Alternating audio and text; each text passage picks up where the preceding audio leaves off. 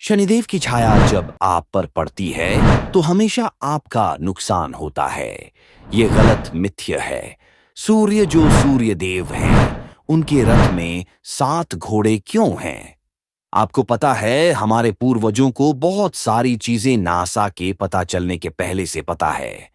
आप लोगों ने कभी ध्यान दिया है कि शनिदेव की जहां भी आप कभी भी प्रतिमा देखेंगे तो वह काले पत्थरों से बनी होती है या काले रंग की होती है।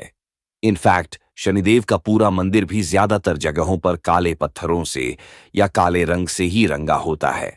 कारण क्या है? इसके पीछे भी एक कारण है। एक वक्त था जब सूर्यदेव की पत्नी उनसे दूरी बना रही थी, उनसे दूर जाना चाह रही थी और वो अपने माता पिता के पास लौट गई। जब वो अपने माता पिता के पास लौटी, उसके पहले उन्होंने अपना एक क्लोन तैयार किया, एक प्रतिबिंब जिसका नाम उन्होंने रखा छाया, और उसको समझाया कि सूर्यदेव को ये पता नहीं चलना चाहिए कि मैं उनके आसपास नहीं हूं। सूर्यदेव को ये बात नहीं पता थी। सूर्यदेव ने छाया को अपनी पत्नी समझ के छाया के साथ जो बच्चे किए, उनमें से एक बच्चे का नाम है शनि। छाया मतलब साया, छाया मतलब शैडो। इसलिए शनिदेव जो है वो छाया के पुत्र हैं, इसलिए काले हैं। आपने सुना होगा ये लाइन की, शनि की छाया। शनि की छाया वो छाया है जो शनि की मां का नाम है, हनुमान जी के। अगर आप भक्त हैं तो ये माना जाता है कि शनि का प्रकोप आप पे माइल्ड होता है, कम होता है। इसीलिए हर घर में हनुमान जी की पूजा सबसे ज्यादा होती है। हर घर में हनुमान चालीसा होता है, क्योंकि शनि हनुमान भक्त को उस लेवल का नुकसान चाह के भी नहीं पहुंचा सकते जो बाकियों पे होता है। तो ये है शनिदेव, जिनकी मां का नाम है छाया। इसी ये एक कारण है जिसके कारण उनका रंग काला माना जाता है। इसीलिए उनका मंदिर और उनकी मूर्तियां या काले रंग की होती हैं या काले पत्थर से बनाई जाती है। ये एक मिथ्या है। शनिदेव की छाया जब आप पर पड़ती है तो हमेशा आपका नुकसान होता है। ये गलत मिथ्य है। शनिदेव जब आपके पास आते हैं तो हमेशा नुकसान और तकलीफें लेकर नहीं आते हैं। ऐसा माना जाता है कि शनिदेव का पूरा जो काल होता है आपके साथ, वो 7.5 साल का होता है। एट ए स्ट्रेच 7.5 मतलब 2.5 + 2.5 + 2.5।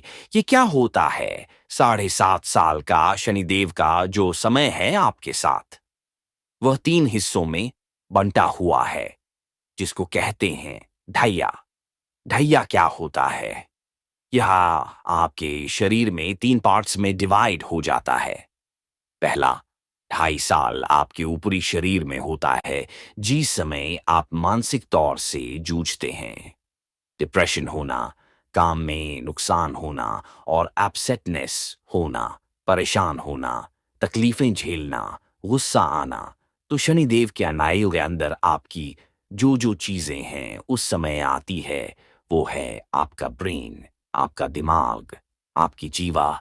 इसलिए गुस्से में गलत बातें निकल के रिश्ते खराब होते हैं। आंखों से आपको जो आपका फ्यूचर दिखता होता है वो काला दिखता होता है। आपको होप कम मिलता है। आपको हर बातों पे ज्यादातर चीजें सुन के नाराजगी होती है, क्योंकि आपके कान में हर चीज गलत तरीके से पड़ती है। और आपका मस्तिष्क जो है वो आपको ऐसी चीजों से घेर देता है जिसमें आपको होप कम दिखता है और निराशा ज्यादा होती है। सेकंड हाई आई जो आता है वो यहाँ चेस्ट के नीचे से उतर के नीचे के शरीर में जाता है। इस समय पेट से रिलेटेड प्रॉब्लम होती है, लेकिन साथ में आपको बहुत अच्छा अच्छा खाने को मिलता है, क्योंकि शनि यहाँ से हट चुके होते हैं। वजन बढ़ना, पेट निकलना, और आपको मालूम है कि पेट निकलने से बहुत सारी बीमारियां जुड़ी हुई हैं।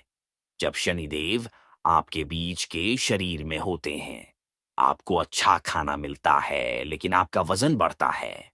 आपको आपको पेट की तकलीफें होती हैं और पेट की तकलीफों से सारा शरीर जुड़ा हुआ है। और तीसरा आता है आखिरी ढैया, जो नीचे पैरों पर जाता है। ऐसा माना जाता है कि जब शनिदेव पैरों पर आते हैं तो आपको शुरू के 5 साल, 2 ढाई साल में जितनी तकलीफें मिली हैं, उन सब का निराकरण होता है और आपके पास सुख और समृद्धि आपके चरणों में आ जाती है। इस समय आपको मिलता है जीवन में बहुत सारा ट्रैवल, बहुत सारी फ्लाइट्स, बहुत सारा देश और दुनिया घूमने का मौका। तो ये जो ढैया है आखिरी वाला, वह ऐसा माना जाता है कि शुरू के जो 2 ढैया है, उन सब का कॉम्पनसेशन होता है। ज्यादातर लोग शुरू के इन 2 ढैया में ढह जाते हैं। मतलब ज्यादातर लोग जो इसको नहीं झेल पाते हैं, उनकी डेथ शनिदेव के इस प्रकोप के बीच में हो जाती है। और यह भी माना जाता है कि अगर आप साढ़े साती के बीच में चले गए, तो आपके पुनर्जन्म की शुरुआत पहले उस साढ़े साती के बचे साल खत्म करने से होगी। मतलब अगर आपके जीवन में उस जीवन में दो साढ़े साती या एक साढ़े साती लिखा है, तो उसमें ऐड हो जाएगा वो साढ़े साती का हिस्सा जो आप पिछले जन्म में कवर नहीं कर पाए। शनिदेव की नजर आप पे हमेशा होती है, कभी खुशी से कभी गुस्से से। जब साढ़े साती का बुरा वक्त चलता है, तब के लिए बोला गया है कि शनि ही छाया आप पे अच्छी नहीं है। पर उसके अलग अलग कार्ड, उसके निराकरण भी हमारे वेदों और पुराणों में लिखे हैं, जिसमें सबसे ज्यादा माना जाता है शनि देव को तेल चढ़ाना।